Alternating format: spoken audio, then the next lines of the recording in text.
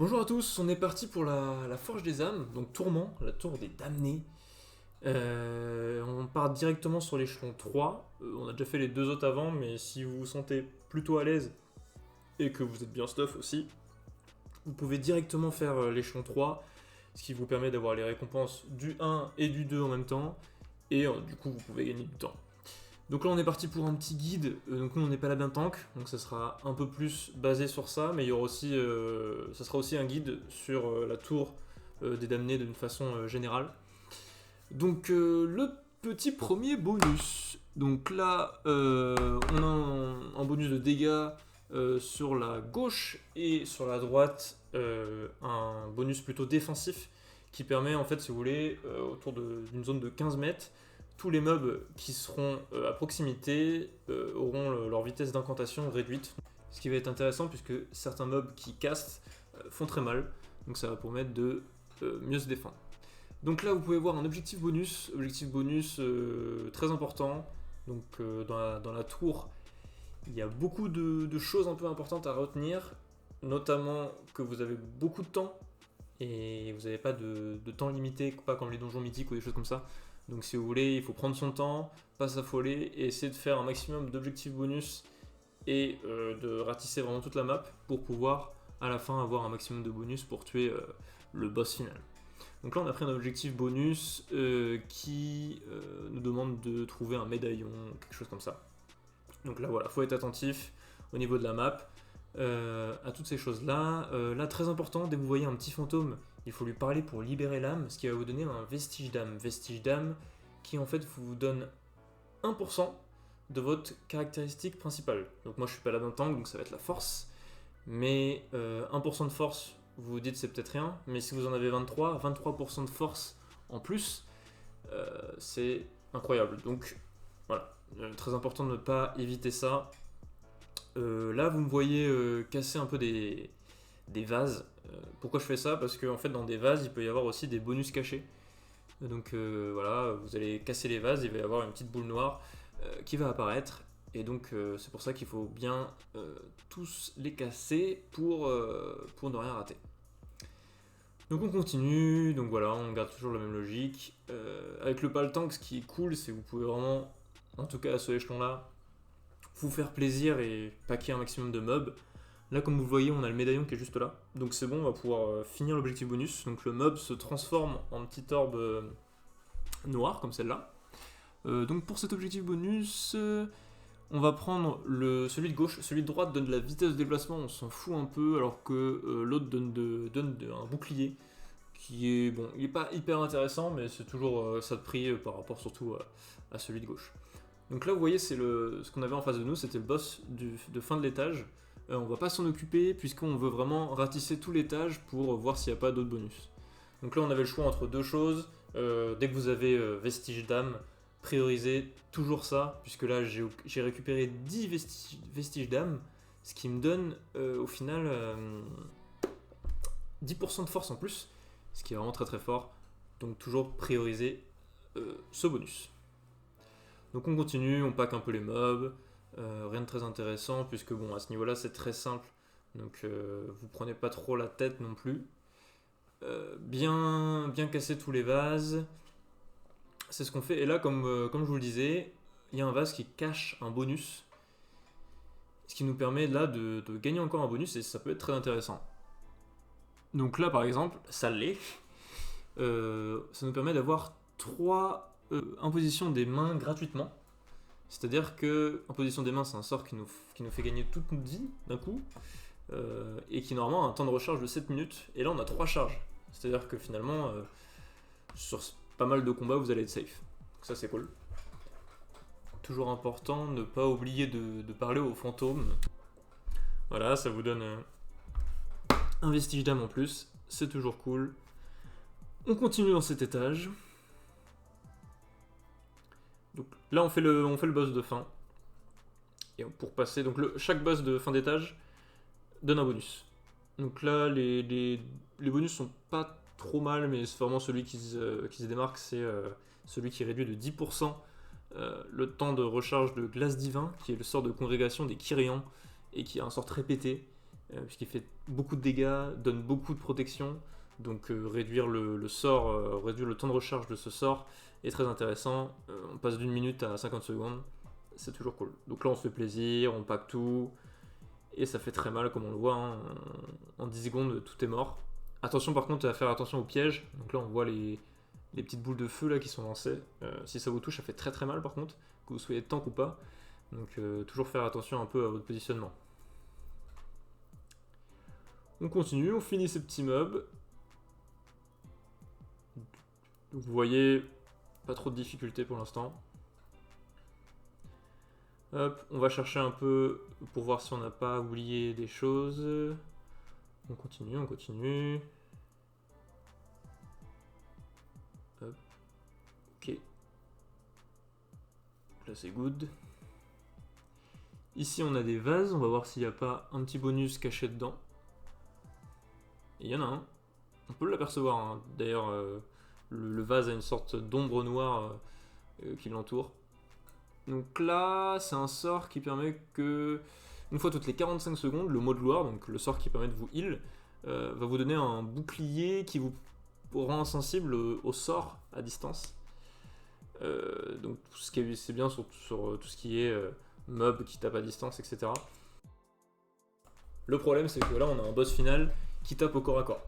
Donc finalement, je me suis rendu compte que pour tous ceux que j'ai fait, en tout cas pour l'instant, c'est pas forcément très rentable de faire ça, puisque en fait, le fait d'appliquer ce bouclier qui vous rend insensible au sort vous met l'effet longanimité qui vous empêche d'utiliser tout autre bouclier ou des sorts très puissants qui vous permettent de régénérer toutes vos vies d'un coup pendant 30 secondes. Donc en fait, ça vous met un bouclier sans vraiment que vous le vouliez, donc c'est pas, pour moi c'est pas foufou. Du coup, on continue, on tape un peu les mobs, etc. Hop. Donc toujours pas trop de soucis. Voilà, n'hésitez pas à interrompre les casts. Donc on accélère un petit peu, donc là voilà. On fait encore face à un objectif bonus. Donc voilà, comme d'habitude, ne pas oublier de les prendre. Là vous voyez par exemple j'ai oublié de parler au petit fantôme. Bon, c'est pas très grave, mais si vous pouvez, n'oubliez pas. Parce que ça vous aidera, surtout pour le dernier étage. En fait vous pouvez avoir l'impression que c'est simple et arriver au dernier étage et vous faire tuer par le boss, ce qui n'est pas ce que vous voulez. Ok, on continue. Donc là, on voit qu'on a eu des petits bonus qui s'affichent en tuant certains mobs. Donc là, la maîtrise, c'est très intéressant pour nous puisque ça nous permet de résister quand on est dans la consécration. Et donc là, ce qui nous intéresse vraiment, ça va être celui de droite. Bon, augmenter la portée des arcs, on s'en fout un peu. Mais par contre, être insensible aux effets d'étourdissement ou des choses comme ça c'est très cool puisque c'est un peu ce qui peut faire qu'on peut nous tuer. Puisque si on ne maîtrise pas ce qu'on fait, bah, on peut se prendre des gros dégâts. Donc là pour celui-là on va plus partir sur de la puissance sacrée, donc celui de gauche, puisque bon les deux sont bien honnêtement, mais c'est vrai que la puissance sacrée on l'utilise tout le temps, c'est ce qui nous rend fort, donc on va plus privilégier ça surtout pour le long terme, à force de faire beaucoup de sorts, etc. C'est ce qui va être plus bénéfique pour nous. Hop, donc on n'oublie pas le petit fantôme, là on est déjà à 16, hein, 16% de force en plus, c'est beaucoup. On continue. Hop. Voilà, petit exemple de moment où on casse la gueule à tout le monde. Ça fait plaisir. Hop.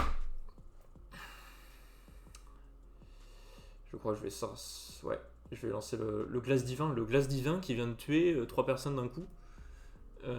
Ouais, c'est quand même très très fort. Bon. En tout cas voilà, très plaisant de jouer le paladin. Hop. Ok. On continue, on n'oublie pas de casser les vases. Il n'y a rien. Ok. Pour l'instant, nickel, pas de soucis. On devrait bientôt arriver à la fin normalement de cet étage. Ah, là on voit qu'il y a l'ami du papillon là, qui est ici, donc on va pouvoir finir l'objectif bonus. Hop. Donc on lui parle, ce qui nous débloque un bonus. Hop. Ok. Alors, donc là, vous obtenez 300 fantasmes ou vous obtenez 10 vestiges d'âme. Donc là, honnêtement, j'ai pris les fantasmes puisque ça va me permettre après de montrer qu'on peut acheter beaucoup de choses auprès du marchand qui se situe dans différents étages. Donc là, on l'a pas encore vu, mais si vous voulez, dans les étages, dans différents étages, donc souvent c'est pendant 2 étages. Il y a 6 étages en tout, et voilà, le marchand vous allez rencontrer dans 2 étages sur les 6. Et ce marchand, il permet de, grâce aux fantasmes que vous droppez sur les mobs, ou comme je viens de le faire avec le bonus, ça vous permet de acheter comment ça s'appelle, d'acheter des bonus, donc de maîtrise, des dégâts, etc., qui vont permettre de vous rendre encore plus fort. Donc c'est très intéressant, mais pour le coup, les 10 vestiges d'âme restent quand même beaucoup plus intéressants. Ok, donc là on se fait un gros pack de mobs. Hop. Toc toc toc. Ok, super.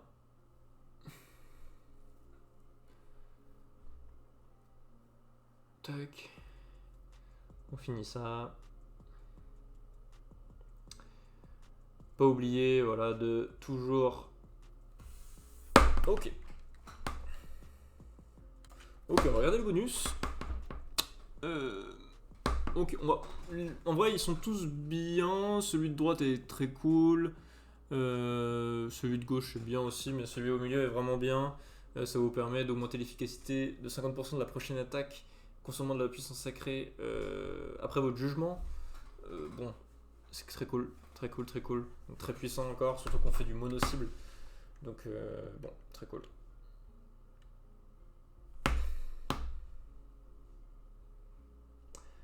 Ok, donc là on est à l'étage 3 et comme vous le voyez c'est un étage plutôt cool, il y a quelques petits pièges etc. Mais c'est un étage plutôt cool où là vous pouvez... Donc il y a le marchand dont je vous ai parlé tout à l'heure. Et en plus il y a quelques prisons que vous pouvez ouvrir qui vous donnent encore des vestiges d'âme. Là on est à je sais pas 16, 17, on est à 17, 17%, 18% de force en plus. Et là voilà le marchand, vous pouvez grâce à lui acheter des petits bonus. Donc je vous laisserai voir par vous-même. Mais c'est très sympa. Toujours privilégier la hâte, la maîtrise et les dégâts augmentés ou les petites popos si vous en avez besoin pour jouer safe. Là par exemple, je viens de prendre quelque chose qui augmente les dégâts de 15 ou 20%, je sais plus. Mais bon, c'est très intéressant. Surtout que de toute façon, les fantasmes, vous les aurez pu à la fin du donjon. Donc autant acheter le plus possible de bonus auprès du marchand, puisque ça ne vous servira à rien par la suite. Donc là, on se fait plaisir.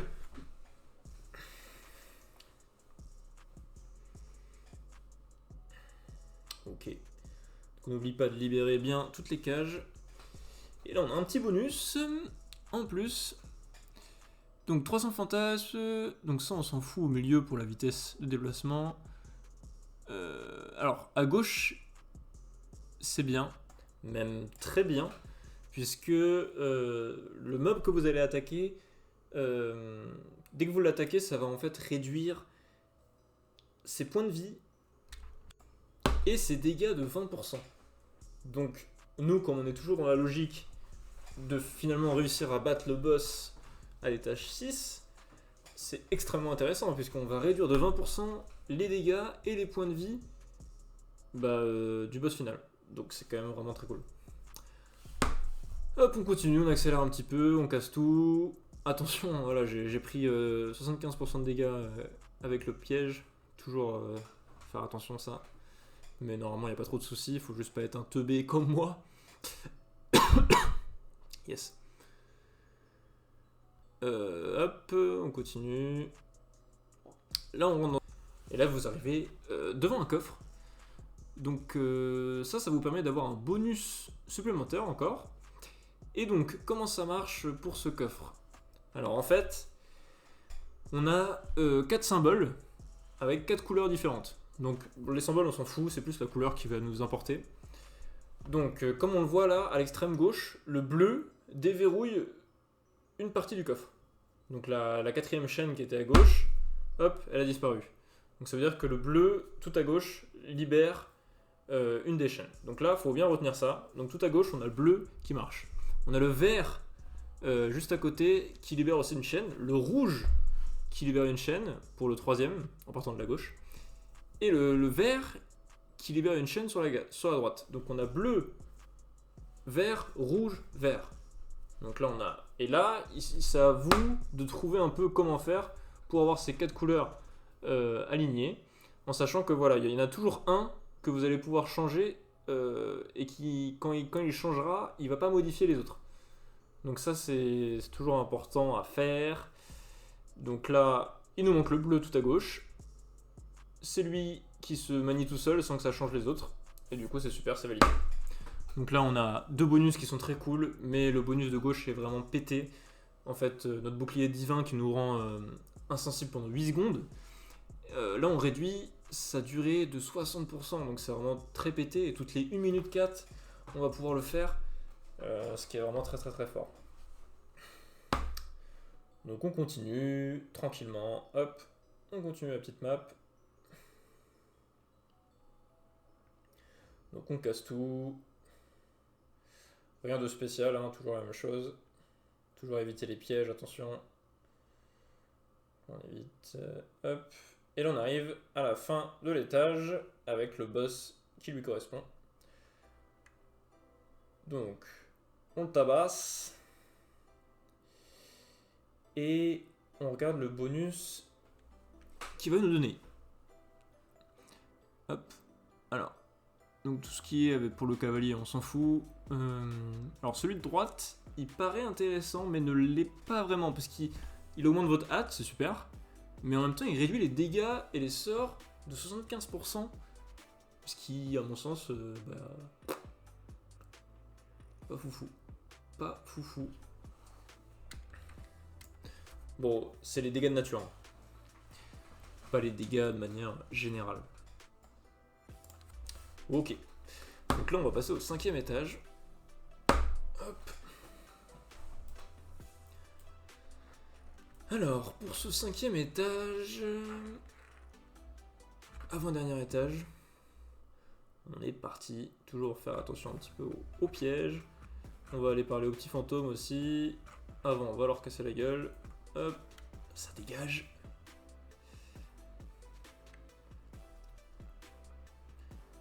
Ok. Hop là. Donc là dans cet étage, pas mal de pièges. Il se différencie un peu des autres pour ça. Donc là, faut faire attention. Encore une fois, faut faire gaffe surtout sur le fait que si vous prenez 2 pièges à la suite, bah vous pouvez crever. Donc vous n'avez pas trop envie que ça se passe comme ça. Donc voilà, attendez bien. Choper le tempo. Ok. Donc là on arrive un peu dans un entre-deux, entre des pièges, où là il y a pas mal de trucs, il y a des fantômes pour les vestiges d'âme, donc ça c'est cool. Il y a des petits mobs à tuer, mais ça pas trop de problème. Ensuite, il y a surtout, vous allez le voir, un autre type de coffre, qui là fonctionne pas vraiment de la même façon, mais donne aussi à la fin un bonus. Donc toujours intéressant à faire. Donc là, on va niquer ces bases. Avec celui-là qui donne un bonus. Voilà. Alors, celui de droite est bien, mais ça dure que 5 minutes. Donc moi je vais plus partir sur celui de gauche, puisque il va être sur la durée, et pour le boss du coup il pourra me servir. Alors que celui de droite, il me servira pas. Ok, on continue. Hop. Et donc là, si je dis pas de bêtises, le coffre est bientôt là. Voilà, on a le coffre, on l'a vu. Hop, je vais juste aller voir si... Ok, un petit coup de hache. Voilà, midlife, hein. Ça pique. Donc il n'y avait rien. On va aller s'occuper de ce coffre. Donc en fait, il fonctionne... il y a 4 leviers que vous pouvez soit tirer, soit pousser. Et en fait, il faut que vous trouviez la bonne combinaison qui fait que du coup le coffre, la chaîne qui est sur le coffre va disparaître.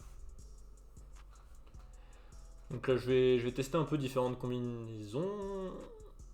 Ok, je pense... Ok. Hop. Donc là il se passe rien. Hop. On teste un peu. Tout en bas. On tire tout, ça fait rien. Ok. Donc là on teste d'autres choses.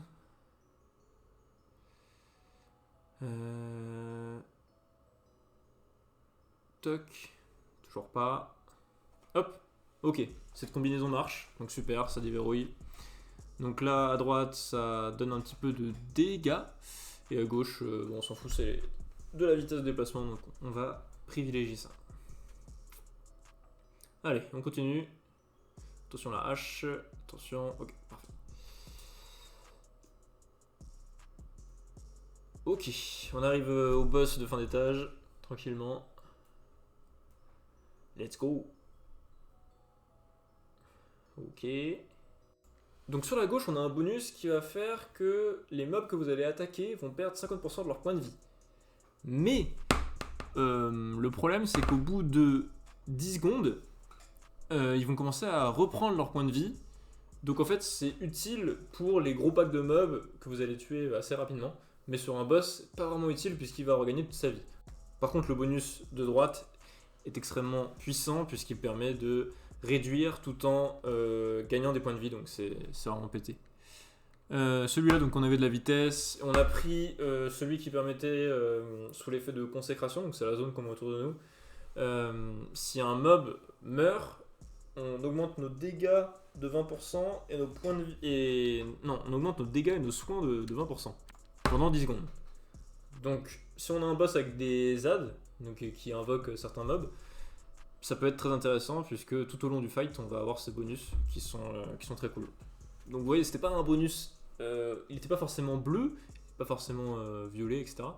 Mais c'est pas parce qu'il est gris ou vert que c'est forcément de la merde. Ok, donc là on arrive sur la salle du boss, étage 6. Donc il y a le marchand. Le marchand est toujours à l'étage 6. Après, il peut être à l'étage 3, 4 pour les autres salles. Ok, donc là on a acheté quelques stuff. Et maintenant on est parti. On va lui casser la tête. Donc ce boss, vous allez le voir, à chaque fois je me prends un sort. Donc en fait il fait un sort, une attaque frontale, voilà celle-là, qui étourdit et qui fait pas mal de dégâts. Donc essayez de l'éviter. Ne faites pas comme moi. Il fait aussi un sort d'AOE. Donc les pics que vous venez de voir. Donc globalement il est assez simple, hein. Il va aussi invoquer des mobs. Bon, il y a aussi le fait que je suis extra strong avec tous les bonus.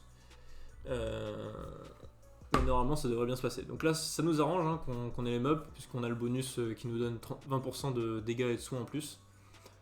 Donc voilà, comme vous le voyez, assez simple. Hop, toujours faire attention tout de même. Il prend quand même bien cher, hein.